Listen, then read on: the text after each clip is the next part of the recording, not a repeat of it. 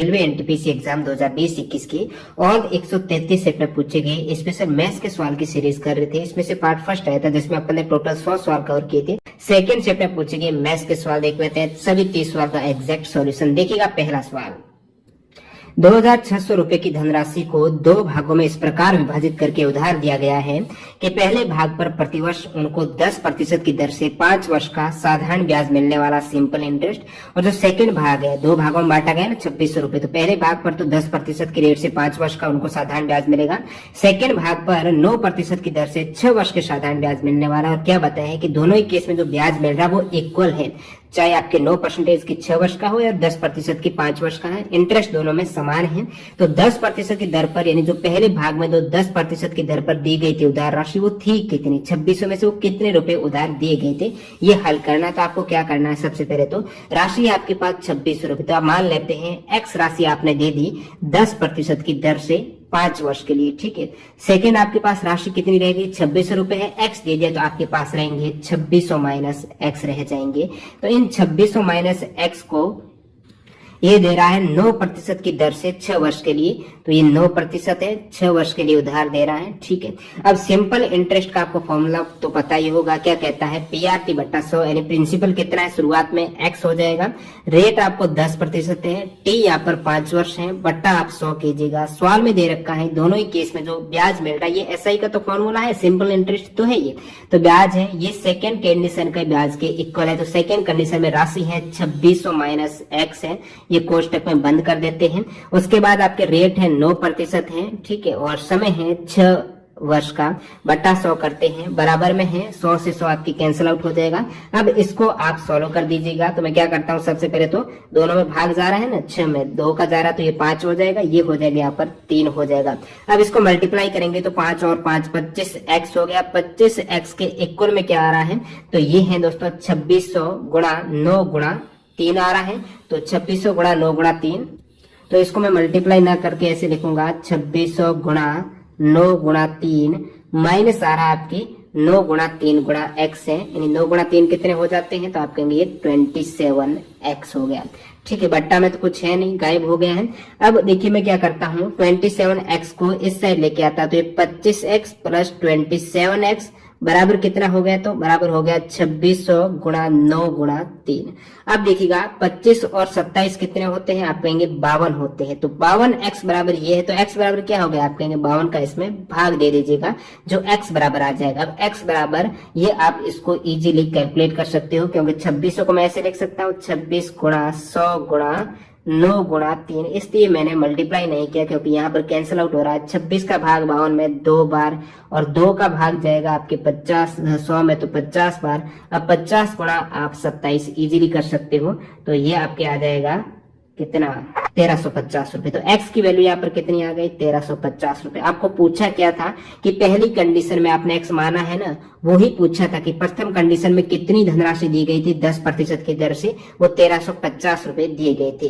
तो इनका आपको इस प्रकार सॉल्यूशन करना था। अगला सवाल देखिएगा, नेक्स्ट सवाल जो मैथ के सवाल है वही कवर करते हैं, ठीक है। मैं ये हो गया, ठीक है। यदि x बराबर a sin t, y बराबर b tan t है, तो आपको वैल्यू निकालनी है a स्क्वायर बटा X square minus B square बटा वाई स्क्वायर का मान क्या होने वाला है। तो वैल्यू रख दीजिए, x की वैल्यू यहाँ पर पुट कीजिएगा आप, तो ये हो जाएगा a स्क्वायर बटा एक्स स्क्वायर है ना, तो ये स्क्वायर कीजिएगा, इसका स्क्वायर करेंगे तो a square sine square t हो जाएगा। अब माइनस करना है b स्क्वायर बटा वाई स्क्वायर का मतलब करेंगे तो आप b square tan square T, यहाँ तो समझ में आ रहा है ना, स्क्वायर तो किया है मैंने दोनों साइड, y स्क्वायर हो जाएगा, x स्क्वायर हो जाएगा, वैल्यू यहाँ पर पुट कर दी। अब आपको क्या करना है, a से a, b से b कट हो जाएगा ऊपर नीचे, तो ऊपर क्या रह गया 1 बटा साइन स्क्वायर टी माइनस 1 बटा tan स्क्वायर टी। अब क्या है, इसका मान ज्ञात करना है। अब 1 बटा साइन स्क्वायर टी क्या होता है, ये यदि आपको फॉर्मूला पता है तो ये कोसेक स्क्वायर टी हो जाता है, क्योंकि साइन और कोसेक एक दूसरे के उल्टे होते हैं। तो 1 बटा साइन स्क्वायर टी को मैं कोसेक स्क्वायर टी लिख सकता हूँ, 1 बटा tan स्क्वायर टी को मैं tan और सेक, यहाँ पर सेक नहीं, tan के उल्टा तो कॉट होगा, सेक होगा कॉस के, तो 1 बटा tan स्क्वायर टी को मैं लिख सकता हूँ कॉट स्क्वायर टी। अब आपको पता होना चाहिए 3 जो प्रमुख फॉर्मूले कौन से, एक तो आपकी sine square theta plus cos square theta बराबर 1 है। दूसरा है सेक स्क्वायर थीटा माइनस जो आपके टेन स्क्वायर थीटा बराबर 1। तीसरा है cosec square theta minus cot square theta बराबर 1। यहाँ पर आपको कौन सा फॉर्मूला मिल रहा है, cosec square theta minus cot square theta आप कहेंगे बराबर, तो 1 होगा। ऑप्शन 3 करेक्ट है। तो बढ़ते हैं अगले सवाल की ओर, जो मैथ का सवाल यहाँ पर ये एक इजी सा सवाल पूछा गया है। P बराबर ये दे रखा है और Q बराबर आपको 0.54 दे रखा है। P बटा Q की वैल्यू फाइंड आउट करनी है। अब P को आप सबसे पहले तो हल करेंगे, P की वैल्यू आ क्या रही है। अब आपको जो पॉइंट यानी दशमलव वाला गुणनफल है वो तो करना आता ही होगा। सिंपली आपको क्या करना है, बोर्डमास का नियम अप्लाई कर सकते हो। बाकी ये आपस में प्लस से अलग किए हुए सभी, ये भी गुणा करना है, इसको भी गुणा, इसको भी गुणा है, बाकी बाद में आपको प्लस और माइनस करना है। तो यहाँ पर सिंपली आपको 3 और 3 से गुणा करना है, तो कितना हो जाएगा, 9 हो जाएगा। अब पॉइंट देखिएगा, पॉइंट के बाद एक संख्या, पॉइंट के बाद दो, एक और संख्या, यानी पॉइंट के बाद कितनी संख्या, 2 संख्या है। तो ये पॉइंट के बाद आपके 2 संख्या है, ये गुणनफल हो जाएगा। प्लस कीजिएगा, 3 को 3 से गुणा कर दीजिए, 9 हो जाएगा। अब पॉइंट का देखिएगा, इस पॉइंट के बाद 2 संख्या है, ठीक है, इस पॉइंट के बाद भी 2 संख्या गुणा कर दे तो अपने आप पॉइंट के बाद 2 और 2 4 संख्या हो जाएगी। तो पॉइंट के बाद 4 संख्या लेनी, तो मैं इस प्रकार लिखूंगा, ये आपके दशमलव के बाद 0.0009 हो जाएगी, क्योंकि दशमलव के बाद आपको 4 संख्या तो चाहिए ही चाहिए। 0.03 मल्टीप्लाई किया तो ये 9 आ गया, 3 और 3 का, और दशमलव के बाद में 4 संख्या होनी चाहिए, तो मैंने 3 जीरो लगा दी। और माइनस करना है आपको 6 और 3 का, आपको सिंपली गुणा करना है, तो आप कहेंगे 6 और 3 का गुणा 18। लेकिन दशमलव कितनी संख्या के बाद होना चाहिए, ये पॉइंट के बाद 2 है, पॉइंट के बाद 1 है, तो पॉइंट के बाद 3 संख्याएं दशमलव होनी चाहिए। तो इस प्रकार मैं लिख सकता हूं, ये पॉइंट 0.018 है, ये पॉइंट के बाद 3 संख्याएं हो गई। अब आपको सिंपली इसको प्लस करना है, 0.09 है, ये ऐड करना। जब भी ऐड करते हो पॉइंट के नीचे पॉइंट रखिएगा, 0 रखेगा, इसको मैं जोड़ूंगा 90900, ये इस प्रकार 0.0909 हो जाएगा। अब इसमें से माइनस करना है, पॉइंट के नीचे पॉइंट रखिएगा, माइनस करना है 0, उसके बाद 1 8 है, ठीक है, ये आप माइनस करेंगे तो 9 हो जाएगा। 10 में से 8 गए, पीछे रहेंगे 2, इधर आपके 8 रह जाए क्योंकि 1 यहाँ पर हासिल आ गया, तो 8 में से 1 गए तो 7, और फिर 0 का है ही है माइनस, ये आपके आ जाएगा 0.0729। ये वैल्यू आई है P की, आंसर नहीं आया, याद रखिएगा P की वैल्यू आई। कहीं ऐसा ना हो कि ऑप्शन में ये दे रखा हो, आपने डायरेक्टली टिक कर दिया, आपको पूछा P बटा Q, इस प्रकार गलती करते हैं काफी बार स्टूडेंट। तो P का मान आ गया 0.0729। अब Q का मान आपको दे रखा है 0.54 दे रखा है। अब आप कहेंगे इसको कैसे हल करना है, ये आपको भाग देना है। तो अब आप 54 का भाग दे सकते हो। मान लेते हैं आपको दशमलव हटाना ही है, तो दशमलव के बाद 4 संख्या, तो मैं यहाँ पर ये 1000 से गुणा कर देता हूँ, 10,000 से। नीचे भी इस केस में मेरे को 10,000 से गुणा करना पड़ेगा। ऊपर जैसे ही मैंने 10,000 से गुणा किया तो क्या आ गया, 729 आ गया। नीचे क्या आ गया, नीचे आ गया दोस्तों 54 और गुणा 100। अब 54 का 729 में आप भाग देंगे तो ये कुछ 13.5 बार चला जाएगा। भाग आपकी 100 है, 100 का भाग देना है, दशमलव और आगे आएगा 2 पॉइंट, तो 0.135 इसका आंसर आना चाहिए। थोड़ा कैलकुलेटिव बेस पर सवाल था। अगला सवाल एक और इजी सवाल यहाँ पर पूछा गया है, 1/2 गुणा 2/3 माइनस 3/4। ये बोर्ड मास के नियम से आपको हल करना है। ब्रैकेट हल कीजिएगा सबसे पहले, 1/2 गुणा 2/3 है माइनस 3/4 है। अब ब्रैकेट के अंदर क्या है वो देखिएगा, तो ब्रैकेट के अंदर भी सबसे पहले बोर्ड मास नियम के अकॉर्डिंग गुणा होगा, तो ऊपर से नीचे का नीचे, ऊपर से ऊपर का गुणा, 1/2 का गुणा 3 से 6 हो जाएगा, प्लस 5/6 और गुणा 4/21 है। इसको आप हल करेंगे तो ये हो जाएगा 6/6, इस साइड है 3/4 है, 6/6 को मैं लिख सकता हूँ 1/1। अब क्या करेंगे आप, तो ये हो जाएगा 3 और 1 का गुणा 3, 4 और 1 का गुणा 4, यानी ये आ गया आपके। इसको गुणा कर दीजिएगा आप, ये भी गुणा 2/6 माइनस 3/4, ये गुणा है, ठीक है, ये माइनस है, और इस साइड ये पूरा का पूरा याद रखिएगा मल्टीप्लाई में है, 4/21 है, 4 से 4 गया, ये 7 हो जाएगा नीचे, और आंसर आपके आएगा 2/6 माइनस इस साइड है 1/7 है, और ये हो जाएगा। इसको भी अपन सॉल्व कर लेते हैं, 2/6 को मैं 1/3 लिख सकता हूं। अब ये आपके आ गया एलसीएम 21 आ गया, ये 7 माइनस 3 हो गया, तो आप कहेंगे ये 4/21 आंसर आना चाहिए, जो ऑप्शन 4 करेक्ट दे रखा है, 4/21 हो जाएगा ऑप्शन 4। अब बढ़ते हैं अगले सवाल की ओर, जो मैथ का सवाल है, ये आपकी रीजनिंग का है, ठीक है। अगला सवाल आपको पूछा है, यदि x समीकरण है, ये समीकरण दे रखा है, इसको संतुष्ट करता है तो x क्यूब माइनस 1 बटा x क्यूब की वैल्यू क्या होगी। तो इस प्रकार जब भी सवाल आए, ये वैसे आपका द्विघात समीकरण है, इसको सॉल्व करके x की वैल्यू निकालेंगे, यहाँ पर पुट करना है, आंसर आ जाएगा। लेकिन आप कोशिश कीजिए एक ऐसे ही अपने अकॉर्डिंग x की वैल्यू मानिए, 1 से शुरुआत कीजिए, लगभग आपको 1 और 2 के बीच में वो x की वैल्यू मिल ही जाएगी।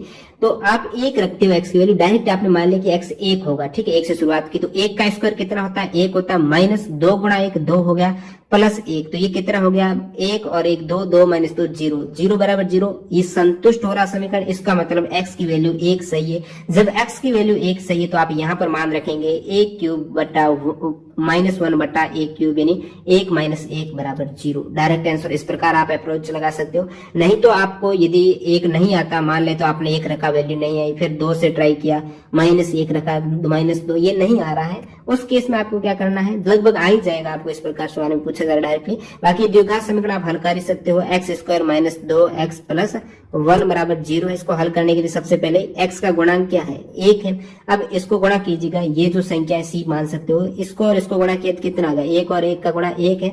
अब देखिए गुणा करने पर 1 आ रहा है, जोड़ने पर या फिर माइनस करने पर 2 आ रहा है, वो संख्या क्या होगी, गुणा करने पर 1 जोड़ने पर 2, तो आप कहेंगे 1 और 1 ही होगी, 1 और 1 का गुणा 1 जोड़ेंगे तो 2 हो जाएगा। तो इसके स्थान पर मैं ये भाग कर देता हूँ, एक्स स्क्वायर माइनस 2x को मैं लिख सकता हूँ माइनस एक्स प्लस 1, क्योंकि माइनस एक्स माइनस 2x हो गया, और माइनस माइनस गुणा करने पर आपको प्लस का 1 चाहिए तो प्लस का 1 मिल जाएगा। यहाँ पर आप कॉमन लीजिएगा, x कॉमन आ जाएगा, x माइनस 1 आ जाएगा, इस साइड आपको कॉमन लेना है, माइनस 1 कॉमन लेंगे तो ये आ जाएगा x माइनस 1। अब इसमें आपको कॉमन क्या मिल रहा है, x माइनस 1 कॉमन मिल रहा है, तो x माइनस 1 कॉमन लिया तो पीछे रहेगा x माइनस 1।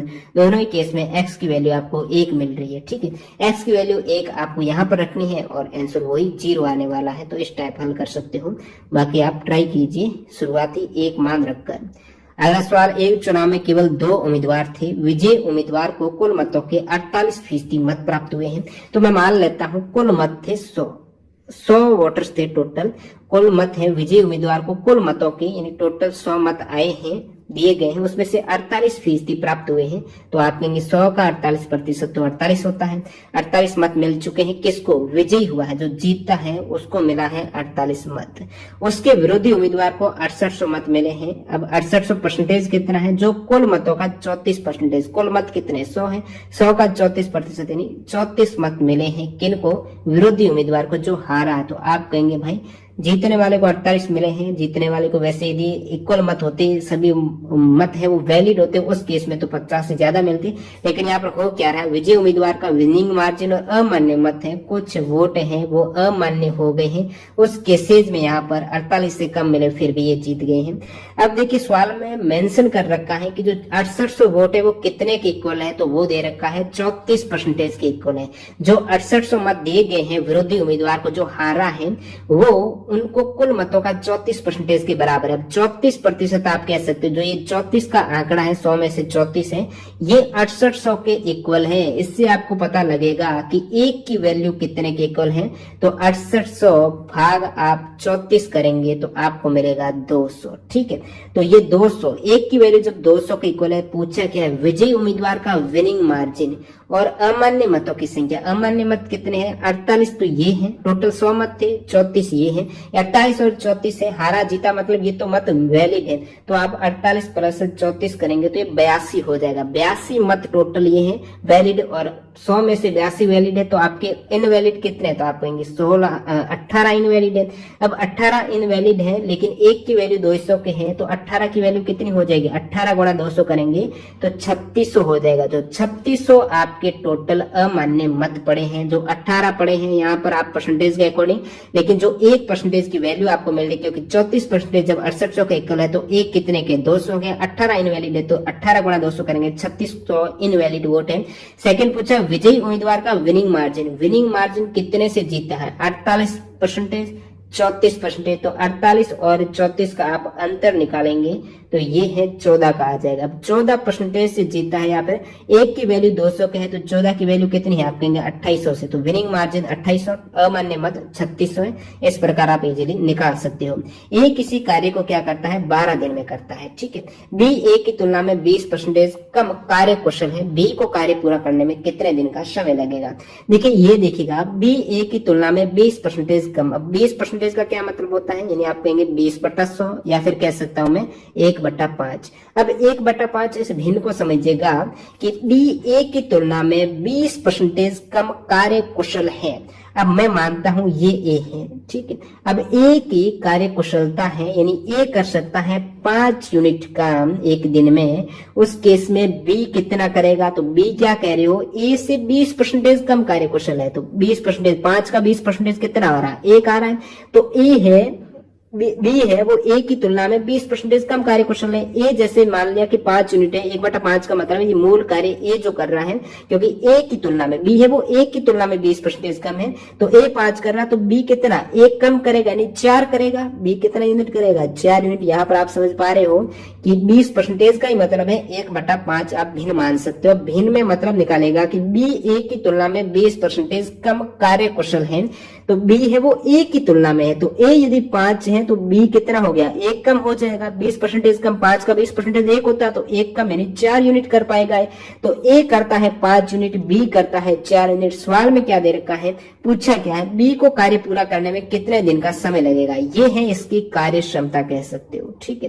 कार्य क्षमता है। समय आपको पता है जब 5 यूनिट करता, समय इसका जस्ट उल्टा होता है। जैसे ये 5 करता है ये 4, तो इन ए को लगेगा 4 दिन का, बी को लगेगा 5 दिन का। सवाल कह रहा है ए किसी कार्य को 12 दिन में, लेकिन यहाँ पर तो 4 दिन आ रहा है। तो 4 इक्वल है 12 के, 1 इक्वल है 3 के।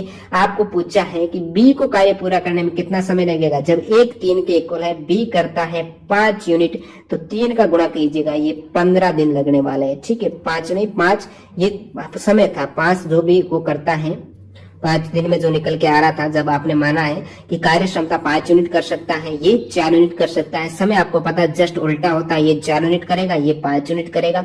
यहाँ पर समय जस्ट उल्टा वाला कंसेप्ट नहीं समझ रहे तो इस प्रकार आप समझ सकते हो, जैसे कि ए करता है 5 यूनिट, ठीक है। ए 5 यूनिट करता है, बी 4 यूनिट। यहाँ तक तो आपको समझ में आ गया। जब ए 5 यूनिट करता है एक दिन में, ए कार्य कितना दिन कर रहा है 12 दिन कर रहा है, तो 12 दिन का टोटल कार्य कितना हो जाएगा 60 यूनिट। इसका मतलब टोटल कार्य है, क्योंकि 12 दिन करने पर कार्य पूरा हो गया है। 5 यूनिट एक दिन में करता है तो 60 यूनिट टोटल कार्य है, जिसमें से बी है वो 4 यूनिट कार्य एक दिन में कर पाता है। तो बी को कितना समय लगने वाला है, तो 4 का भाग देंगे 60 में, तो वही 15 दिन का समय लग जाएगा। यहाँ से भी कर सकते हो। अगले सवाल की ओर मुड़ते हैं, देखते हैं। ए किसी कार्य को 20 दिन में, यहाँ पर और आ गया कार्य का, ए किसी कार्य को 20 दिन में पूरा कर सकता है, ठीक है। मान लिया भाई ए बंदा है वो 20 दिन में कर सकता है, बी अकेले उसी कार्य को 30 दिन में, तो भाई बी करना ये 30 दिन कर दिया। अब क्या करना आपको, इसका एलसीएम लेना है। 60 एलसीएम आ गया। एलसीएम 60 का मतलब है कि टोटल कार्य है वो 60 यूनिट है, जिसमें से ए क्या करता है, ए क्या करता है 20 दिन में कार्य कर सकता है। 60 यूनिट टोटल कार्य है। एक दिन में कितना कार्य करेगा, जब पूरा कार्य 20 दिन में हो रहा है तो एक दिन में 20/60 करेंगे तो आप करेगा 3 यूनिट एक दिन में। बी 30 दिन में कर सकता है, टोटल 60 यूनिट कार्य है, तो एक दिन में कितना कार्य कर पाएगा, तो एक दिन में आप कहेंगे 2 यूनिट कर पाएगा। 2 यूनिट एक दिन में और 30 दिन में ये 60 यूनिट कर देगा। तो ये एक दिन की है, 1 डे की ये कार्य क्षमता है, यूनिट पर डे ये कर पाता है।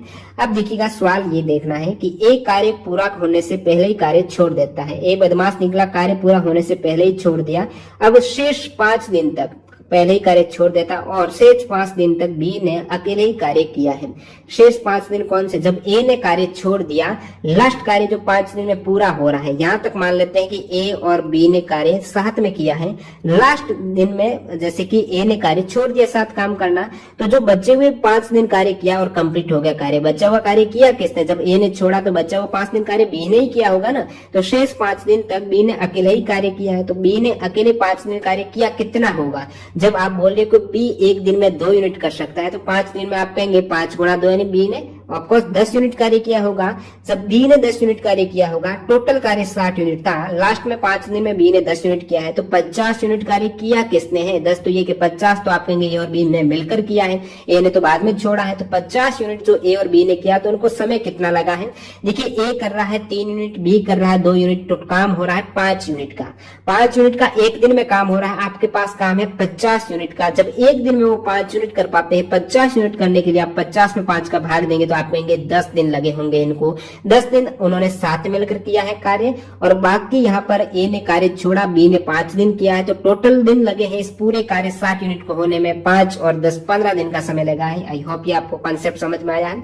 अगला सवाल देखते हैं अपन, जो मैथ का पूछा गया है। मैं इसको पॉज करके डायरेक्टली ले चलता हूं आपको। सवाल दे रखा है किन्हीं दो संख्याओं का योग है, कोई भी दो संख्याएं हैं जिनका योग हो रहा है 1500, कोई दिक्कत नहीं, और उनका एलसीएम है, संख्याओं का एलसीएम हो रहा है वो 16,379 हो रहा है। दोनों संख्याएं ज्ञात करनी। दोस्तों जब भी इस प्रकार बड़े डाटा दे दिए जाते हैं तो डायरेक्टली आप ऑप्शन से ही ट्राई करना है, अदरवाइज सवाल आपका लंबा खींच जाएगा, टाइम ज्यादा लग जाएगा। ऑप्शन से कैसे करना है? जब संख्याओं का योग 1500 दे रखा, आप देखेंगे 1500 योग तो सभी ऑप्शन में हो रहा है, तो ये वाला कंसेप्ट तो कोई मतलब नहीं रहेगा ऑप्शन छांटने में। सेकेंड कंसेप्ट काम आएगा आपका, उनका एलसीएम है 16,379। एलसीएम एक तरीके से उनका गुणनफल ही होता है, यानी उन दो संख्याओं का गुणनफल आपको मिलने वाला है 16,379। अब आप देखिएगा दो संख्या आपके सामने है, चारों ऑप्शन में आप ट्राई करते हैं ऑप्शन 1 से, डायरेक्टली आप हटा सकते हो ऑप्शन 1 को। जैसे कि 1453 दे रखा है, इसको दो संख्या है ना, गुणा आप 47 से करते हो तो आपको एलसीएम लगभग मिलना चाहिए 16,379। लेकिन जब मैं ये तो 47 से मैं बात करता हूँ, इसको मैं 10 से ही गुणा करूंगा ना, उस केस में भी ये 14,530 पहुंच जाएगा। जब 10 से गुणा करने पर 14,530 पहुंच गया, 47 से तो काफी ज्यादा चला जाएगा, ये तो गुणा इक्वल नहीं हो पा रहा है। यानी आप इसको 20 से करेंगे, 14 दूनी 28,000 के आसपास चला जाएगा। तो आपको तो 47 दे रखा है, 20 भी नहीं दे रखा है, इसका मतलब आप 10 से करते हो, उस केस में भी काफी ज्यादा वैल्यू आ रही है। 20 यानी 47 करेंगे तो ये वैल्यू तो नहीं आएगी, ज्यादा आएगी, डायरेक्टली आप हटा सकते हो। तो डायरेक्टली ऑप्शन से मैं होता तो ये डायरेक्टली इस प्रकार करता, 10,053 को 447 मान सकते हो। भाई कितना बड़ा गुणनफल चला जाएगा, ये तो आएगा ही नहीं किसी भी कंडीशन में, बहुत ज्यादा बड़ा चला जाएगा। जब इसको आप 100 से भी करेंगे ना, उस केस में भी ये 1 लाख पार कर जाएगा। अब 1479 गुणा 21 करेंगे, मैंने कहा 10 से मैं गुणा करता हूँ, 21 का मतलब क्या हो गया, यानी आप कहेंगे 11 प्लस 10 है, तो मैं क्या करता हूँ 1479 का 10 से ही गुणा करता हूँ। अब 10 से गुणा किया तो उस केस में मेरे को मिल गया 14,790 सेकेंड, और ये मैं 10 मानता हूँ, 21 मानता ही नहीं, मैं 20 ही मानता हूँ, कम मानता हूँ। उस केस में भी ये 14 और 14 28,000 हो जाएगी, तो 16,000 मांग रहे हैं, 21 भी नहीं हो सकता है। लास्ट ऑप्शन आपके पास 11 है, और यहाँ पर सटीक भी बैठ रहा है, 11 का मतलब 10 प्लस 1 है। जब आप 1489 का 10 से गुणा करेंगे तो 14,890 मिलने वाला है। उसके बाद इसमें और 1489 जोड़ेंगे तो डायरेक्ट ये 16,379 मिल जाएगा। तो ये ऑप्शन ऑटोमेटिकली देखते ही गायब हो रहे हैं, यही ऑप्शन आपके शेष रह रहा है। बाकी यदि आप कंसेप्ट से करते तो कर सकते हो, थोड़ा बड़ी कैलकुलेशन चली जाएगी, द्विघात समीकरण बन जाएगा, और इस टाइप से आपका जो थिंकिंग है वो काफी बड़े, यानी सवाल का समय ज्यादा लगने वाला है। इसमें कैसे कर सकती हूँ, जैसे कि यहाँ पर मैं x के स्थान पे रख सकता हूँ, ऊपर वाले x बराबर 1500 माइनस वाई रख सकता हूँ। अब 1500 माइनस वाई है, x के स्थान पर आप रखेंगे तो 1500 माइनस वाई, यानी ये y बराबर 16,379 है। अब यहाँ पर एक द्विघात समीकरण बनने वाला है, 1500 वाई माइनस वाई स्क्वायर बराबर 16,000। अब द्विघात समीकरण को आपको हल करना पड़ेगा, और राशि काफी बड़ी है, उस केस में आपका अच्छा रहेगा इस प्रकार से आपको हल करना है डायरेक्टली। अब फिर देखते हैं अगला मैथ का सवाल अपन। तो ये एक इजी सा सवाल दे रखा है, उस सबसे लंबे स्तंभ की लंबाई ज्ञात कीजिए जिसे 10 मीटर, 8 मीटर और 6 मीटर की विमाओं वाले कमरे में रखा जाता है। जब भी ऐसा सवाल आए दोस्तों, सबसे पहले तो यूनिट चेक कीजिएगा, मीटर मीटर मीटर, ऑप्शन में मीटर मीटर, तो आपको चेंज नहीं करना। काफी बार एक यूनिट आपको सेंटीमीटर दे देते हैं और फिर आप डायरेक्टली हल करने बैठ जाते हैं, तो इनका आप छोटी छोटी चीजों का विशेषकर ध्यान रखा करो। 10 मीटर, 8 मीटर, 6 मीटर की विमाओं वाले कमरे में रखा जा सकता है। अब देखिए सबसे लंबे स्तंभ की लंबाई, अब जो भी यहाँ पर एक क्यूबॉइड घनाभ बन रहा है, घनाभ में सबसे लंबा कोई भी आपको चीज रखनी है तो वो क्या, कहां पर रखेंगे आप, डायगोनल के सहारे रखेंगे। जब डायगोनल है उसका विकिरण है, तो विकिरण की घनाभ के विकिरण ज्ञात करने का जो फॉर्मूला रहता है वो आपके लंबाई का स्क्वायर चौड़ाई का स्क्वायर और ऊंचाई का स्क्वायर करते हुए इसका आपको रूट ले लेना है। वहां से आपको डायगोनल मिल जाएगा, जो सबसे लंबा आप स्तंभ इस डायगोनल के सहारे रख सकते हो। इसकी लंबाई, जो लंबाई के स्क्वायर प्लस चौड़ाई के स्क्वायर प्लस ऊंचाई के स्क्वायर को आपको रूट निकालना है दोस्तों। लंबाई का स्क्वायर यानी यहाँ पर 10 का स्क्वायर कितना 100 हो गया, चौड़ाई के स्क्वायर यानी 8 का स्क्वायर 64 हो गया, हाइट का स्क्वायर यानी 36 हो गया। 64 और 36 कितने होते हैं? अब इसका योग कितना हो गया? 64 और 36 100 हो गए, 100 ऑलरेडी है यानी 200 हो गया। रूट में 200 की वैल्यू है, आप निकाल सकते हो। 200 का मतलब 100 गुणा 2 हो गया। अब 100 का रूट मैंने इसलिए किया क्योंकि 100 का पूरा पूर्ण वर्गमूल निकट रहा है ना। 100 का 10 हो जाएगा, रूट में फिर 2 रह जाएगा, 10 रूट 2 आंसर हो जाएगा। तो सबसे बड़ा आप कोई भी स्तंभ या अक्षर रख सकते हो। अगला सवाल देखते हैं, मैथ का सवाल जो पूछा गया है यही है। यहाँ पर पूछा गया है रूट 2 प्लस रूट एक्स बराबर रूट 3 है, तो एक्स का मान आपको ज्ञात करना है। अब देखिए इस केस में आप क्या करते हो, रूट एक्स को एक साइड ले लीजिएगा, उसके बाद रूट 3 माइनस रूट 2 हो गया। एक्स को मैंने यही रहने दिया, 2 एक साइड लेके आए तो -2 हो गया। अब मैं क्या करता हूँ, एक्स का मान ज्ञात करना, मेरे को यहाँ पर रूट एक्स दे रखा है। अब रूट एक्स को एक्स लाना तो मैं क्या करता हूँ, स्क्वायर करूंगा। एक का स्क्वायर तो कर नहीं सकता, दोनों तरफ स्क्वायर करना पड़ेगा संतुलन करने के लिए। तो रूट एक्स का स्क्वायर आप कहेंगे एक्स आ गया, क्योंकि रूट है स्क्वायर से कट जाएगा, एक्स आ जाएगा। अब इसका स्क्वायर करना है, a माइनस बी का स्क्वायर तो आपको पता ही होगा, a का स्क्वायर प्लस b का स्क्वायर माइनस 2ab होता है। तो ये रूट 3 का स्क्वायर आप कहेंगे 3 प्लस b का स्क्वायर यानी रूट 2 का स्क्वायर आप कहेंगे 2 माइनस 3ab यानी 3 रूट 3 रूट 2 यानी रूट 6 हो जाएगा। तो माइनस 3ab कब होता है 2ab, तो 2 रूट 6 हो गया। अब x बराबर कितना हो गया 5 माइनस 2 रूट 6 हो गया। ये आपको मिल गई है x की वैल्यू जो दे रखा है 5 माइनस 2 रूट 6। अगले सवाल की ओर मूव करते हैं। यह है सवाल की ABCD, इसको थोड़ा ठीक है। ABCD एक समानांतर चतुर्भुज है, तो ये मैं बना देता हूं। ये आपका ऐसे बनाते हैं नीचे से।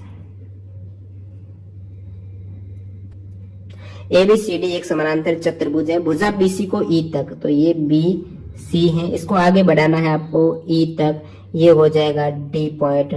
BC को E तक इस प्रकार बढ़ाया जाता है कि जो BC है, ये वाली BC CE के यानी E तक बढ़ाया, जो CE हो गया, ये दोनों ही आपस में इक्वल है लंबाई में, CE के इक्वल है। और AE तो आप कहेंगे AE यानी इसको आपको मिलाना पड़ेगा, ये AE बन रही है।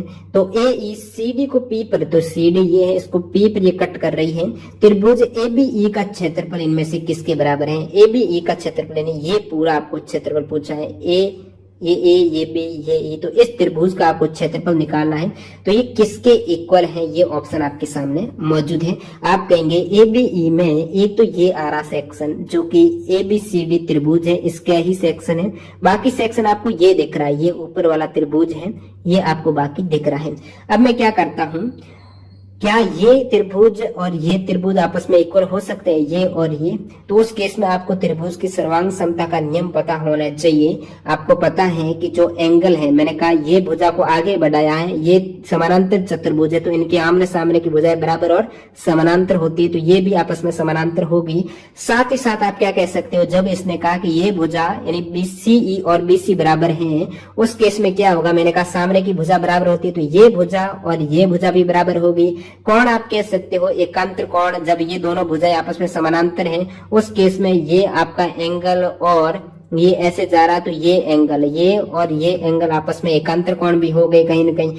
तो इसमें कोण, ये सामने का कोण शीर्षाभिमुख कोण है, एकांतर कोण है, साथ ही साथ ये भुजा भी एक इक्वल आ रही है। तो ये सर्वांग सम त्रिभुज के सारे नियमों को सटीक रूप से पालना कर रहा है। और दो सर्वांग सम त्रिभुज जब मिल जाते हैं तो उनका क्षेत्रफल आपको पता ही है बराबर होता है। सर्वांग सम त्रिभुज का क्षेत्रफल हमेशा बराबर रहेगा। तो इस त्रिभुज और इस त्रिभुज का एरिया जब आपको बराबर हो गया, उस केस में आप कह सकते हो कि ये जो एरिया है ये इसके इक्वल है।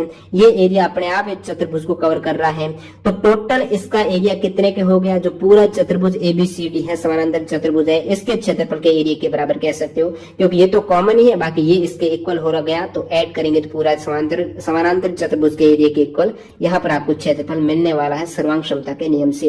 अगला सवाल देखिएगा, नीचे 20 छात्रों के द्वारा गणित में गणित विषय में 30 अंकों में से प्राप्त किए गए अंक दर्शाए गए हैं। तो आप देख सकते हो ये कुछ अंक हैं। जब भी आपको अंक दे दिए जाते हैं और पूछा जाता है कि माध्यिका क्या है, बहुलक क्या है, उस केस में उसको आपको एडजस्ट करना है एक तो बढ़ते हुए क्रम में। तो सबसे छोटी संख्या देखिए, ये टोटल 20 अंक है, तो मैं सबसे छोटी संख्या शुरुआत करता हूँ बढ़ते क्रम में। तो 7 से छोटी कोई है नहीं, तो 7 एक बार, ये तो एक बार ही लूंगा। उसके बाद 7 के बाद कौन सी संख्या, तो आप कहेंगे 9 है। 9 कितनी बार है, 9 भी एक बार है। 9 के बाद संख्या आ जाती है यहाँ पर 12। 12 कितनी बार है, एक बार तो है ही है। ये 7 आ गया, 9 आ गया, ये 12 2 बार है।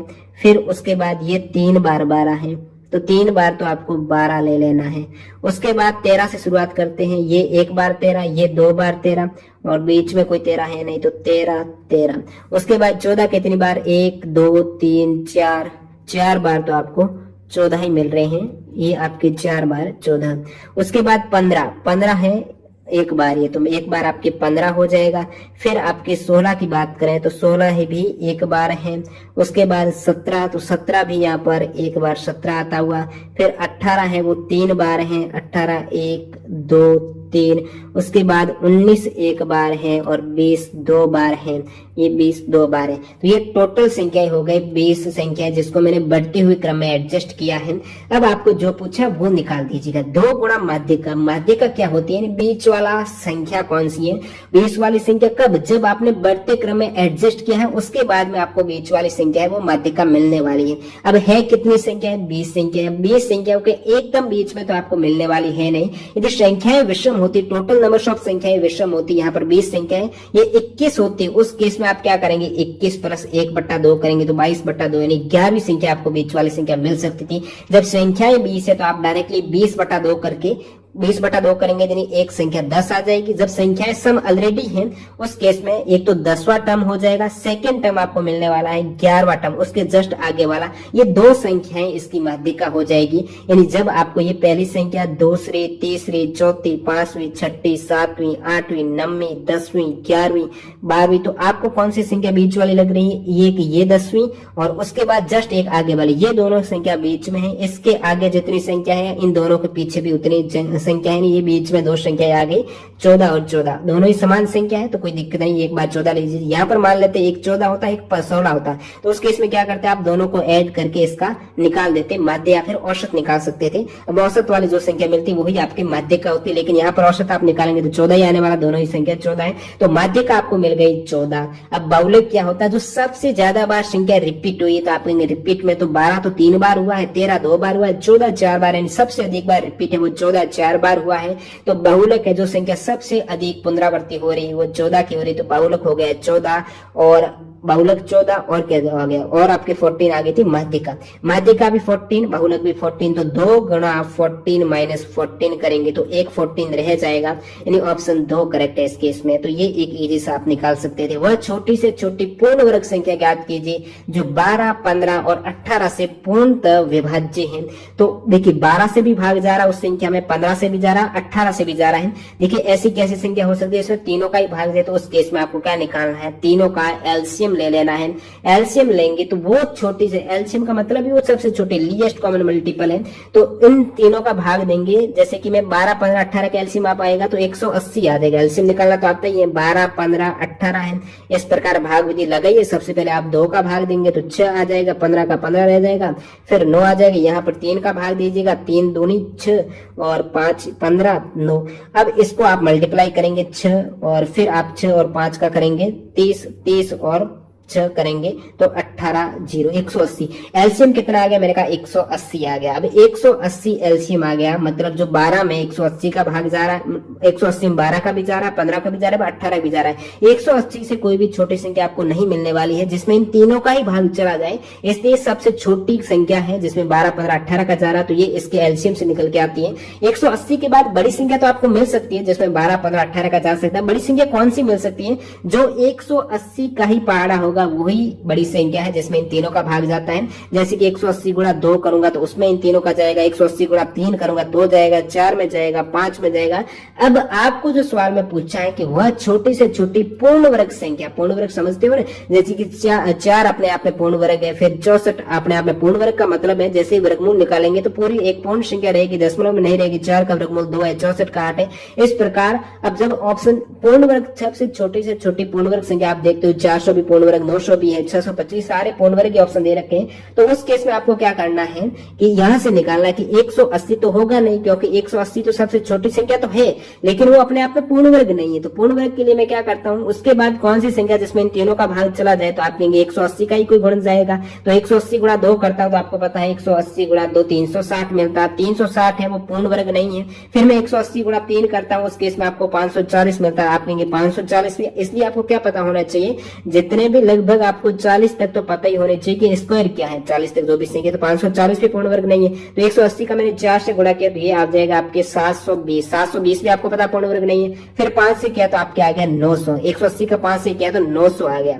अब 180 का 5 से किया तो 900, अब 900 वह संख्या है वो अपने आप में पूर्ण वर्ग है, क्योंकि 900 में आप 30 निकल के आ रहा है, वर्गमूल निकालेंगे 30 गुणा 30 आपको पता है 900 हो रहा है। इसका मतलब 900 वो संख्या मिल गई है जिसमें इन तीनों का भाग भी जा रहा है और पूर्ण वर्ग भी है, और वो सबसे छोटी संख्या 900 से छोटी आपने देखी कोई भी संख्या नहीं है जो पूर्ण वर्ग है। सब दो कंडीशन में चुनी चाहिए, तीनों का भाग भी जाना चाहिए और पूर्ण वर्ग भी है, तो वो संख्या आपको 900 निकल के आई। आई होप ये आपको समझ में आया है, इस प्रकार निकालना था। अगला सवाल देखते हैं, मैथ का जो पूछा गया है कि एक व्यक्ति ने अपनी पूंजी का आधा भाग है वो 5% की वार्षिक ब्याज की दर से, अपनी पूंजी का 1/3 भाग है 8% वार्षिक ब्याज की दर से, और शेष हिस्सा है वो 10% वार्षिक ब्याज की दर से निवेश किया है। एक वर्ष में उनके तीनों निवेशों से प्राप्त कुल आय है वो 820 रुपए, तो उनकी कुल निवेशित पूंजी ज्ञात कीजिए। देखिए दोस्तों, इस सवाल का कैसे आपको हल करना है वो सेम ही आपके, या तो आप x मान सकते हो, जैसे कि मैं x मानता हूँ। x मानना किस प्रकार मानना है, यदि मैं x मानता हूँ कि व्यक्ति ने टोटल x पूंजी निवेश की है, x में से जो आधा भाग यानी x/2 है वो 5% की दर से, याद रखना है वार्षिक, ये एक वर्ष में आपको काउंट करनी है। तो ये मूलधन दर समय है 1/100 करेंगे। एक तो आप ऐसे करेंगे, और फिर सेकेंड आपको दे रखा 1/3 है तो आप x/3 गुणा 8, और फिर आप करेंगे 1/1 का और 100, और शेष कितनी है, जो शेष यहाँ पर टोटल राशि थी x है, x में से x/2 चली गई, x/3 चली गई, फिर माइनस करेंगे। या फिर आप डायरेक्टली ऐसे ही कर दो ना, आपके पास राशि थी कितनी, एक बार 1/2 भाग हो रहा है, दूसरी बार 1/3 भाग हो रहा है, तो 2 और 3 का एलसीएम ले लीजिएगा। आप मान लेते हैं 3 और 2 का एलसीएम आ गया 6, तो 6x मेरे पास राशि में 6x ही मानता हूँ, शुरुआत से 6x मानता हूँ, क्योंकि इजी हो जाएगा कट करने में। 1/2 और 1/3 इसका करेंगे ना तो डायरेक्टली आपको एक 10 भिन्न में राशि मिलेगी ही नहीं। तो मैंने क्या डायरेक्टली 6x इसलिए माना क्योंकि 1/2 भाग हो रहा है, 1/3 भाग हो रहा है, तो 3 दूनी 6 है, तो मैंने मान लिया कि वो राशि उनके पास 6x माना, राशि उन्होंने निवेश की है 6x। 6x जो टोटल उनकी पूंजी थी, उस पूंजी का आधा भाग, 6x का आधा कितना, आप कहेंगे 3x, आधा भाग है वो 5% की वार्षिक ब्याज की दर से, 5% की वार्षिक ब्याज की दर से। तो मूलधन है 3x, समय है 1 वर्ष है ना, 1 वर्ष निवेश किया इन्होंने, तो 1 वर्ष बट्टा 100 करेंगे, ये इनका हो गया आधा जो भाग है। दूसरा बोल रहा अपनी पूंजी का 1/3 भाग, जब 6x टोटल पूंजी मानी है, इसका 1/3 करेंगे तो 2x हो जाएगा, ठीक है। तो 2x भाग है वो उन्होंने निवेश किया है 8% की दर से 1 वर्ष के लिए बट्टा 100। अब जो शेष रही है, अब शेष कितनी रही है दोस्तों, आप कहेंगे टोटल 6x थी, उनमें से 3x हो गई, 2x हो गई, 3 और 2 5x हो गई, तो शेष रही है 1x रही है। अब जो शेष x राशि है वो क्या करेगा 10% की दर से, तो मैंने कहा x गुणा 10 गुणा समय 1 वर्ष है बट्टा 100 है। ये जब इन्होंने टोटल निवेश कर दिए अलग अलग रेट से, उस केस में उनको जो लाभ मिल रहा है, लाभ क्या मिलेगा, ब्याज ही तो मिलेगा, जो ब्याज है वो उनका प्रॉफिट है। तो उनकी आय हो रही वो 820 रुपए एज ए ब्याज हो रही है। इन तीनों को मिला के जो ये क्या है, सिंपल इंटरेस्ट ही तो है, ब्याज का फॉर्मूला यहाँ पर अप्लाई किया है। इन तीनों का ब्याज का योग क्या हो रहा है दोस्तों, 820 हो रहा है, कोई दिक्कत नहीं। अब मैं इसको सॉल्व कर देता हूँ, सॉल्व में करना ही कुछ नहीं, एलसीएम सभी में 100 आ जाएगा, तो मैंने डायरेक्टली 100 ले लिया सभी में, ठीक है। अब फिर 3x और 5 दिया, आप कहेंगे 15x प्लस 8 दूनी 16x प्लस 10x बराबर कितना है 820 है, या फिर 15 और 16 कितने 31 और 10 41x, 41x बराबर 820 गुणा 100, x बराबर कितना है 41 का भाग दूंगा, 41 दूनी 82, 20 गुणा 100 यानी 2000। अब x की वैल्यू आपको क्या मिल गई 2000। ज्ञात क्या करना था दोस्तों, कुल निवेशित पूंजी। कुल x थोड़ी थी, कुल तो आपने 6x माना था। जब x 2000 है तो 6 गुणा 2000 से गुणा करेंगे, 6 दूनी 12, 12000 राशि आपने निवेश की है। इस प्रकार आप हल कर सकते हो इसको इजीली। अगला सवाल लिखेंगे यहाँ पर, पहले 8 भाज्य प्राकृत संख्याएं की मध्य और पहली 8 अभाज्य संख्याओं के मध्य का अंतर ज्ञात कीजिए। दोस्तों यहाँ पर आपको मध्य यानी औसत का अंतर निकालना है। पहली 8 जो भाज्य प्राकृत संख्या है, अब पहली 8 भाज्य प्राकृत संख्या है कौन सी, भाज्य और अभाज्य संख्या आपको पता होना चाहिए। भाज्य संख्या की शुरुआती एक आपको पता है 1 2 3 4 ये जो संख्या है सारी, इसमें से भाज्य कौन सी शुरुआत 4 से होती है, 2 3 अभाज्य है। भाज्य संख्या कौन सी होती है, जिसमें स्वयं के और एक के अलावा अन्य किसी संख्या से भाग जा रहा हो। ठीक है, जैसे कि मैं कहता हूं 2 के भाज्य नहीं है, क्योंकि 2 में या तो 1 का भाग जा रहा है या फिर 2 स्वयं का जा रहा है, इसके अलावा तीसरी संख्या का भाग जा ही नहीं रहा 2 में। और 3 में भी नहीं है, 4 में क्या है 1 का भी जा रहा है स्वयं का, इसके अतिरिक्त अन्य किसका 2 का जा रहा है, तो वो भाज्य संख्या हो जाएगी। अब देखिए भाज्य संख्या पहली 8 संख्या लेनी ना भाज्य, तो पहली 8 में आपके 4 आ जाएगी, 6 आ जाएगी, 8 आ जाएगी, 9 आ जाएगी, 10 है, 12 है, फिर आपकी 14 है, ये 8 आ गई ना, 1 2 3 4 5 6 7, 14 के बाद आप कहेंगे 15 है ना, 16 क्यों 15, ये 8 भाज्य संख्या हो गई।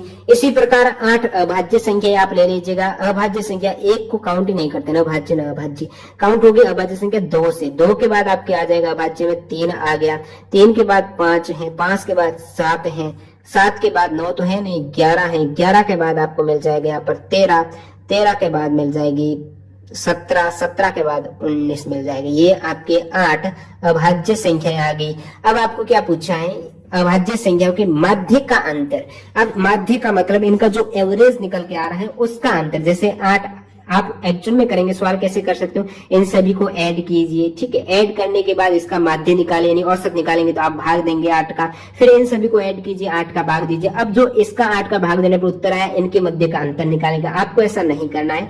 आप मैं मान लेते हूँ कि आपने माध्य निकाला, ठीक है, ये आपने माध्य निकाल लिया, 8 का भाग दिया, प्लस किया सभी को। ठीक है, ये प्लस करना है और इसको भी आपको प्लस करना है, लेकिन बाद में आपस में माइनस करना है। बाद में आपस में क्या करना, माइनस करना है। तो ये बाद में इसको मैं माइनस करूंगा, ये सभी एक तरीके से माइनस हो जाएगी। ये अब इसको माइनस करेंगे, 8 कॉमन नीचे है, कोई दिक्कत नहीं, तो ऊपर आपको खेल करना है, डायरेक्टली आपको कटआउट ही करना है। जैसे मैं क्या कर देता हूँ, ये हो रहा है 8 कौन से हो रहे 5 3 8, तो डायरेक्टली मैंने 8 को माइनस किया, 0 हो गया। इसी प्रकार आपको करना है 7 और 2 9, तो डायरेक्टली 9 मैंने माइनस कर दिया। यही सेम चलना है आपको, जैसे कि मैं कर देता हूँ 11 10 और 11 मैंने यहाँ पर -1 कर दिया। ठीक है, अब -1 हो गया मेरे पास, और यहाँ पर ये -1 है, -13 है, तो मैं क्या करता हूँ 6 और ये 12 है ना, 12 और 13, ये -1 मैंने और कर दिया यहाँ पर। अब माइनस ये है 6 और 4 10 है। ठीक है, अब यहाँ पर है 14, मैं क्या करता हूँ, ये 14 और 4 कितने होते हैं, तो आप कहेंगे 14 और 4 हो जाएंगे 18, और ये प्लस 18, ये मैंने माइनस कर दिया। 14 और 4 है, ये मैंने 18 कर दिया, और इसको मैंने 17 से माइनस कर दिया, उसके इसमें +1 रह गया, +1 इस 1 से माइनस हो गया। यहाँ पर 6 है और यहाँ पर आपके -1 है। ठीक है, 6 है और -1 है, तो ये आपके 15 को मैं कर देता हूँ, 15 और 6 कितने होते हैं, तो आप कहेंगे 15 और 6 हो गए, यहाँ पर आपके 21 है। इस साइड क्या है, -1 -19 है, तो ये इस प्रकार आप माइनस कर सकते हो। ये -20 है, तो -20 + 21 यानी 1 रह गया। तो इस प्रकार आप जैसे ही माइनस सभी को करते हो इजीली आपके 1 मिल जाएगा ऊपर। अब 1 को बट्टा में क्या है, बट्टा में आप कहेंगे 8 आ रहा है जो एवरेज वाला है, तो 1/8 आपको क्या मिल गया, इनका अंतर मिल गया। डायरेक्टली इस प्रकार आप माइनस करते हुए निकाल सकते हो। अगला सवाल देखिएगा, 2001 में कंपनी के द्वारा अर्जित राजस्व है वो 6300 करोड़ है। 2010 में ये देख सकते हो, 2001 में उनको 6300 करोड़ मिले, 2010 में तो ये 2001 में मिले हैं कंपनी को 6300 करोड़, 2010 में मिले हैं कंपनी को 8100 करोड़, 2015 में मिले हैं कंपनी को 10800 करोड़। पूछा क्या है, 2001 से 2010 के बीच और 2010 से 2015 के बीच राजस्व आय में हुई वृद्धि। तो आप कहेंगे 2001 से 2010 के बीच में कितनी वृद्धि हुई है, 6300 से 8100 हुई है। कितना बड़ा है 8100 माइनस आप 6300 कर दो, तो ये आपके आ जाएगा 1800 है ना, तो ये 1800 की वृद्धि हुई है। फिर आपके 8100 से ये 2010 से 15 तक कितने की वृद्धि हुई है, तो आप इसमें भी माइनस कर दीजिएगा 10,800 में से ये वो हो जाएगा आपके 2700। ठीक है, तो ये 2700। अब पूछा क्या है कि राजस्व आय में हुई वृद्धि का अनुपात है, 1800 की हुई पहले और सेकंड केस में 2700 की हुई, इनका रेशियो है 18 और 27 का। अब 18 और 27 का रेशियो आप क्या करेंगे, 9 दूनी 18, 9 और 3 का 27, 2 और 3 का रेशियो ऑप्शन 1 करेक्ट है। अगला सवाल है कि निम्न तालिका फरवरी 2018 के 4 सप्ताह के लिए वायु गुणवत्ता सूचकांक जो दर्शा रही है, फरवरी के महीने में कोलकाता और दिल्ली में AQI के औसत में कितना अंतर है।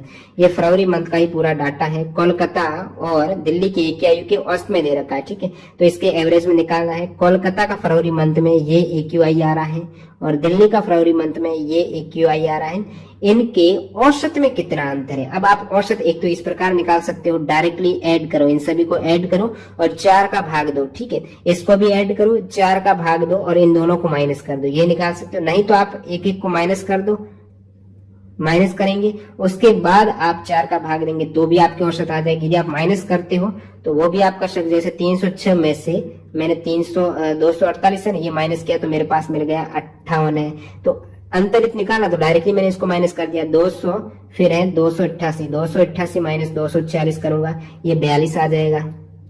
274, अब 274 को आप माइनस करेंगे 240 से तो ये आपको 28 मिल जाएगा। और फिर 172 में से आप माइनस करेंगे 236 में से, तो यहाँ पर आपको -64 मिलने वाला है। अब आप क्या करेंगे, एवरेज निकाल देंगे, इन सभी को ऐड करके 4 का भाग देंगे तो एवरेज आ जाएगा।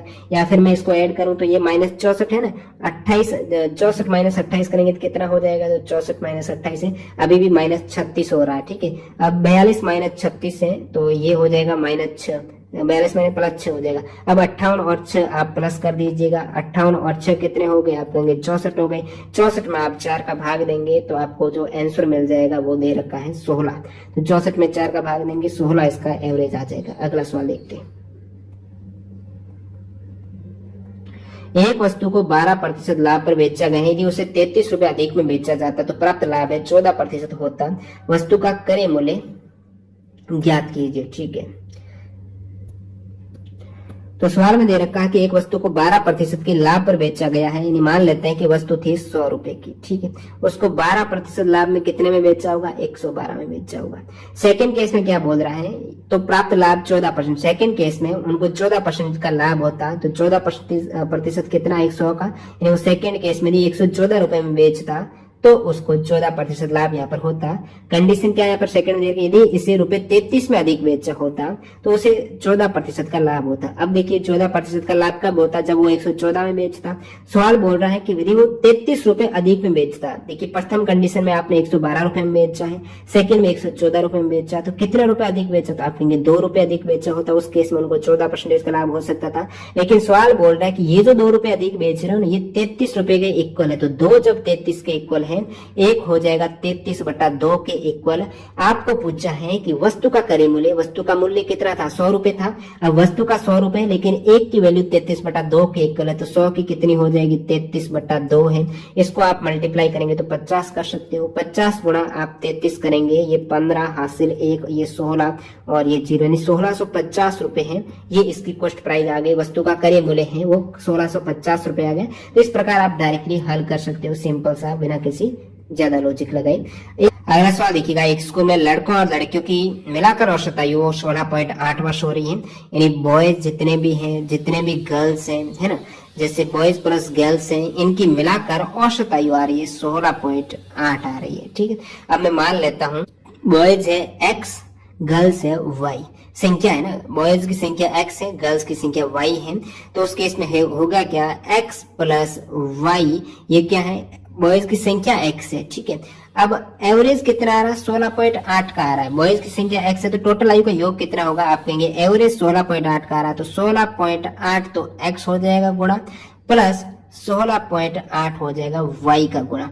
ये टोटल आयु आ गई, टोटल आयु यानी जितने भी बॉयज और गर्ल्स हैं इन सभी की मिलाकर जो आयु आई है 16.8x प्लस 16.8y आई है, या फिर आप कह सकते हो 16.8x प्लस y है। ये टोटल आयु आ चुकी है।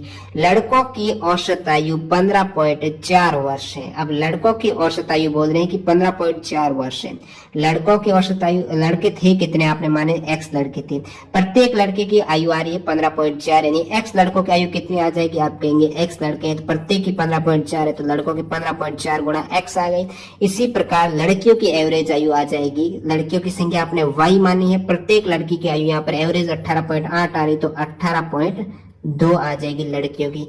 ये यहाँ से लड़के प्लस लड़कियों की आयु का योग आ रहा है, ये यहाँ से आ रहा है। अब ये दोनों ही इक्वल हैं। इस केस में प्रत्येक का सभी का पहले टोटल लिया था, यहाँ पर आपको अलग अलग दे रखा है तो ये दोनों मैं इक्वल कर देता हूँ, ठीक है।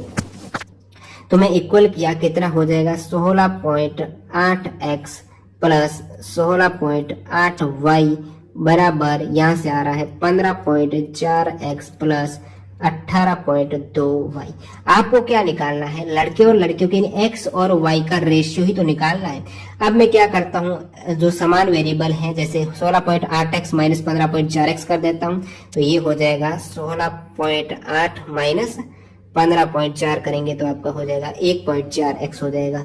तो 1.4x बराबर है, इस साइड मैंने y का ले लिया है 18.2 में से 16.8 माइनस किए तो यहाँ से भी आपके 1.4y आ रहा है। तो आप कह सकते हो x बटा y का रेशियो 1.4 बटा 1.4 यानी 1/1 का अनुपात आ गया x और y का। जो आपको पूछा था लड़के और लड़कियों की संख्या का अनुपात है x और y का, वो 1 और 1 का यहाँ से निकल के आ रहा है। बाकी यदि आप थोड़ा डायरेक्टली भी करते तो कर सकते थे, जैसे कि मैं लड़का है, बॉयज हैं, लड़कियां गर्ल्स हैं, बट्टा में यदि बॉयज प्लस गर्ल्स हैं, बॉयज 1 है गर्ल्स 1 है, बट्टा में 2 करता है। जितने भी बॉयज हैं इनका जो टोटल आयु है बॉयज की वो b मान ली, योग हो रहा है, गर्ल्स की g हो रहा है, बॉयज केस में 1 ले लिया, g 2। अब ये टोटल 16.8 हो रहा है। अब सवाल में दे रखा है कि लड़कों की औसत आयु, यदि मैं बॉयज की रख देता हूँ 15.4 और गर्ल्स की रख देता हूँ 18.2 भाग 2 का देता हूँ, क्या 16.8 आ रहा है? बिल्कुल आ रहा है। यदि क्यों आ रहा है, क्योंकि गर्ल्स और बॉयज की संख्या है वो रेशियो 1 और 1 में, इसलिए जो आपको समान आंसर मिल रहा है। अगला देखिएगा जो मैथ का पूछा गया वो देखते हैं। P square plus Q square minus R square बराबर 0, P6 plus Q6 minus R6 भाग देना है, ये पूरे के ऊपर भाग है, ठीक है। P square Q square are square, तो इसका वैल्यू क्या निकल के आ जाएगी। अब देखिए P square plus Q square minus R square बराबर 0 है, यहाँ पर 6 आ रहा है, इसका मतलब आपको क्या करना है, इसका क्यूब करना ही होगा।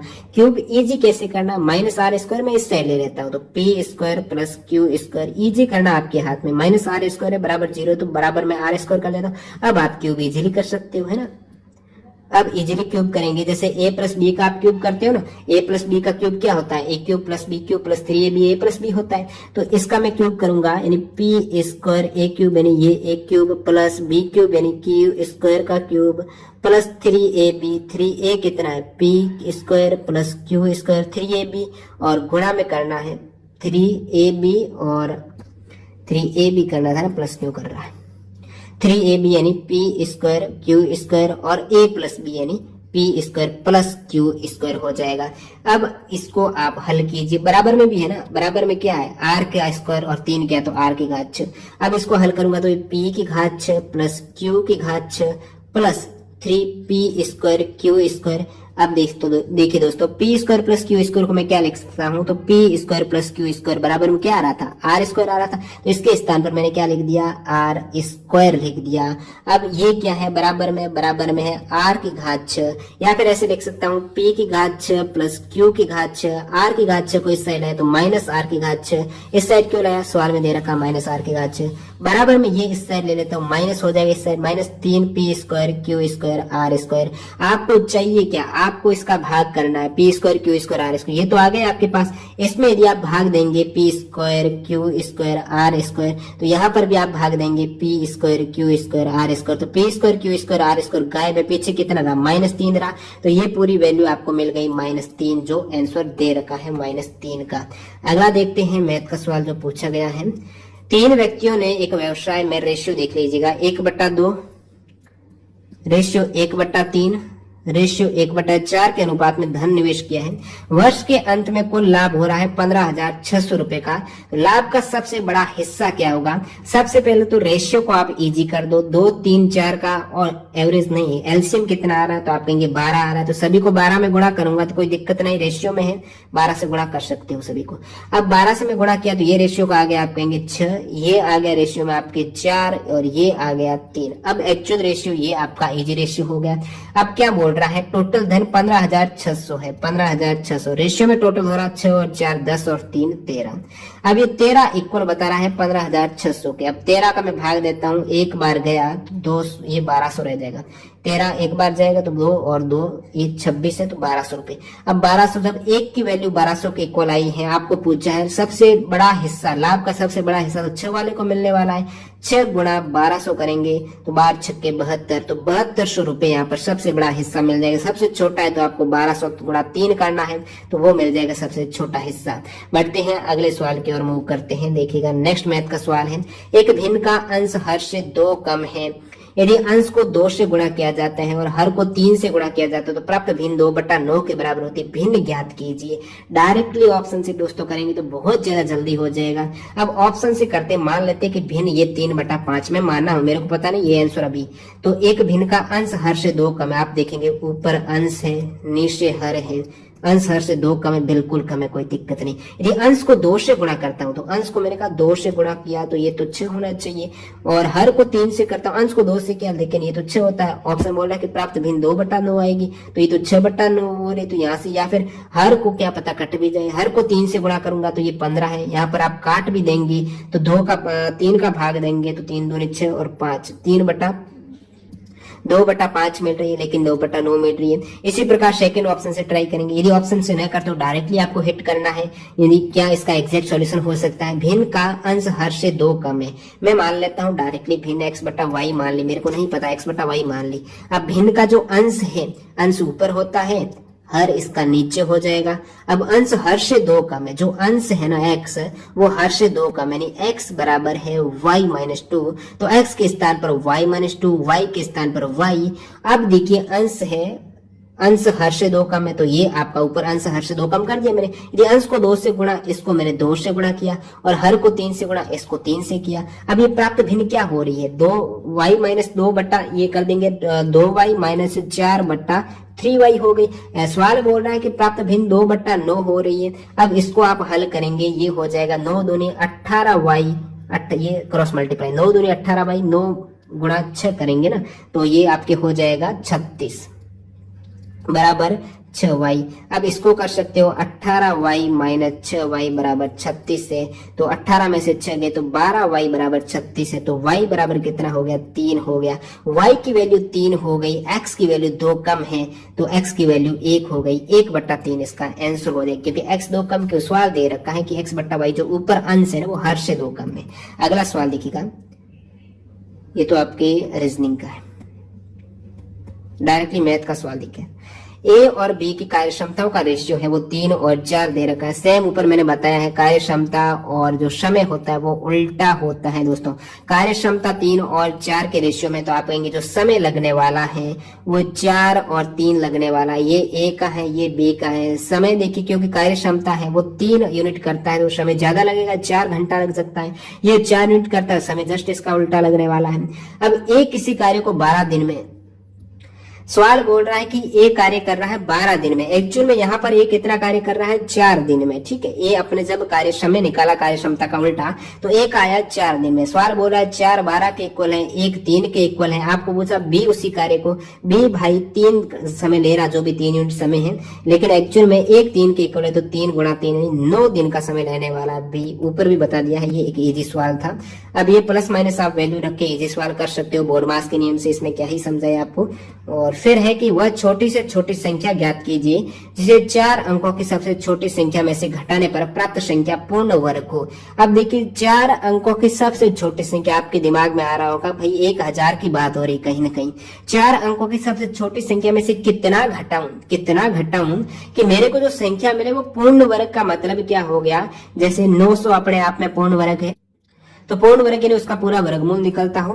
तो मैं 4 अंकों की सबसे छोटी संख्या में से कितना घटाऊं? आप कहेंगे अपने मन चाहे घटाओ, नहीं मन चाहे नहीं घटाना है, वह छोटी से छोटी संख्या घटानी है आपको। ऐसे नहीं आप यहाँ पर घटा देते हो 996 घटा दिया, मेरे को 4 मिल गया, ये पूर्ण वर्ग है। नहीं, यहाँ पर घटानी जो संख्या है वो छोटी से छोटी संख्या घटानी है जिससे पूर्ण वर्ग मिल जाए। आप कहेंगे छोटी से छोटी बात कर, अच्छा मैं 1 घटा देता हूँ। भाई 1 से काम थोड़े चलेगा, 999 क्या पूर्ण वर्ग है? नहीं है ना। तो आपको छोटी से छोटी संख्या कितनी घटानी है? तो आप क्या दिमाग लगाएंगे, भाई 1000 तो है ही है। अब मैं देखता हूं पूर्ण वर्ग 1000 के आसपास किसका चल रहा था। आप कहेंगे 30 का स्क्वायर, आपको डायरेक्टली याद ही है, 30 का स्क्वायर करते हो तो आप कहेंगे 900 आ रहा है। फिर आपको डायरेक्टली 40 का स्क्वायर याद है, क्योंकि आपको पता है 4 और 4 1600, ये तो काफी ज्यादा हो रहा है 1000 से। कहीं ना कहीं वो वैल्यू 30 के इक्वल होगी, 30 के इक्वल यानी 30 के इक्वल नहीं, 30 के आसपास। तो 30 के आसपास स्क्वायर और किसका है जो 1000 को टच कर सकता है? 31 का स्क्वायर करते हो, देखिए स्क्वायर ये पता होना चाहिए 40 तक। 31 का 961 होता है ना, तो 31 का आपके 961 हो गया। अब मैंने कहा हो सकता है 32 का भी, 32 का आपको पता है स्क्वायर होता है 1024 होता है, तो 1024 तो ज्यादा हो रहा है। आपको तो 4 अंकों की सबसे छोटी संख्या में से घटाना है, छोटी संख्या नहीं 1000 में से घटाना है, तो 1024 तो हो ही नहीं सकता है। तो क्या हो सकता है? 1000 के आसपास कैसी संख्या मिल सकती है? 1000 के आसपास कौन सी संख्या जो पूर्ण वर्ग है? तो आप कहेंगे ये तो संख्या आ रही है 961 वाली, तो 961 वाली पूर्ण वर्ग है। 31 गुणा 31 यानी ये 31 आपके 961। अब देखिए 961 का 12, जब आपने कोई संख्या यहाँ पर घटाई होगी, कितना घटाऊं 1000 में से कि 961 आ जाए? तो आप कहते हैं कि 1000 में से 961 ही क्यों ना घटा दिया जाए। तो ये आपको संख्या घटानी है 39। 1000 में से जब आप 39 घटाएंगे, 39 से छोटी आप संख्या नहीं घटा सकते हो कि उससे छोटी घटाएंगे तो पूर्ण वर्ग नहीं मिलेगा। 39 घटाएंगे उस केस में आपको 961 मिलेगा। 961 अपने आप में पूर्ण वर्ग है, तो सबसे छोटे के छोटे केस में ये संख्या निकल सकती है। अगला सवाल देखते हैं, √3 इकाई भुजा वाले समबाहु त्रिभुज की परिवर्त की त्रिज्या क्या आएगी? अब दोस्तों जो परिवर्त है समबाहु त्रिभुज है उसके परिवर्त और अंतर्वर्त की त्रिज्या का फॉर्मूला पता होना चाहिए। जैसे ये त्रिभुज है, परिवर्त यानी चारों ओर के वर्त की बात करा, अंतर्वर्त यानी इसके अंदर का वर्त होगा। आपको परिवर्त पूछा है तो परिवर्त की त्रिज्या समबाहु त्रिभुज चारों भुजाएं इक्वल है और इसके परिवर्त की त्रिज्या होती है। दोनों फॉर्मूला बता देता हूँ। यदि आपको परिवर्त पूछे, जैसे कि पूछा भी परिवर्त है, समबाहु त्रिभुज के परिवर्त की त्रिज्या a/√3 है। और अंतर्वर्त, ठीक है, समबाहु त्रिभुज के लिए अंतर्वृत्त की पूछ रहे तो आप कहेंगे a/√3 तो है ही है, साथ में 2 का और नीचे गुणा है, तो a/2√3 अंतर्वर्त है और परिवर्त की त्रिज्या है a/√3। आपको क्या दे रखा है भाई? आपको दे रखा है √3 इकाई यानी √3 तो दे ही दिया है और परिवर्त की त्रिज्या का फॉर्मूला है a/√3। a यानी भुजा आपको √3 दे रखा है, /√3 यानी √3/√3 1 हो जाएगा। परिवर्त की त्रिज्या यहाँ पर 1 निकल के आ गई। इजी सवाल फॉर्मूले से आप कर सकते थे। अगला सवाल,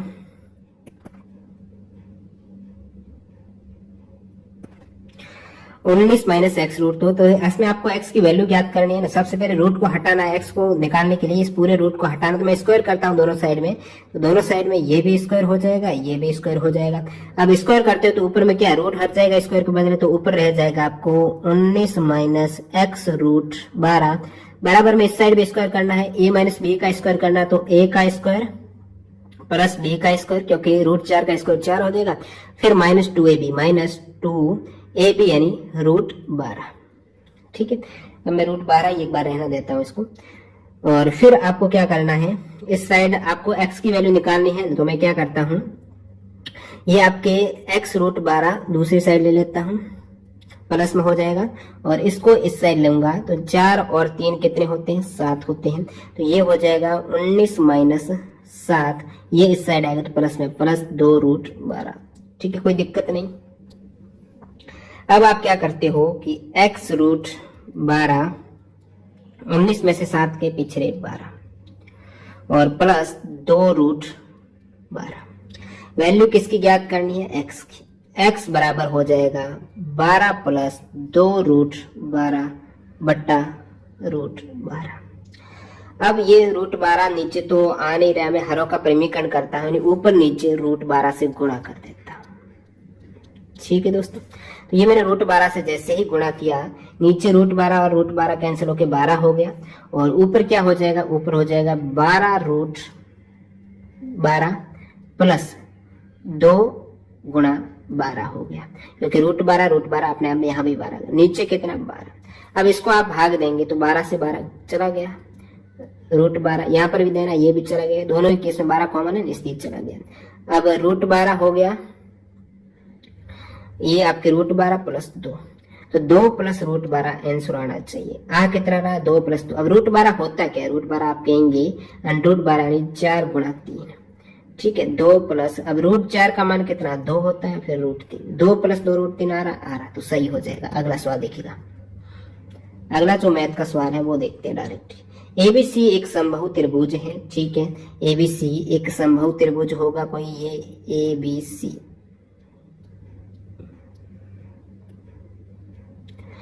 पी क्यू आर क्रमश ए बी, पी है वो ए बी का मध्य बिंदु है और बी सी का है, क्यू आर है ए सी का मध्य बिंदु, एक त्रिभुज बना रहे हैं। मध्य बिंदु यानी ये 2 बराबर भागों में बांट रहे हैं भुजा को। त्रिभुज की भुजा की लंबाई 4 सेंटीमीटर, ये 4 सेंटीमीटर है, ठीक है दोस्तों।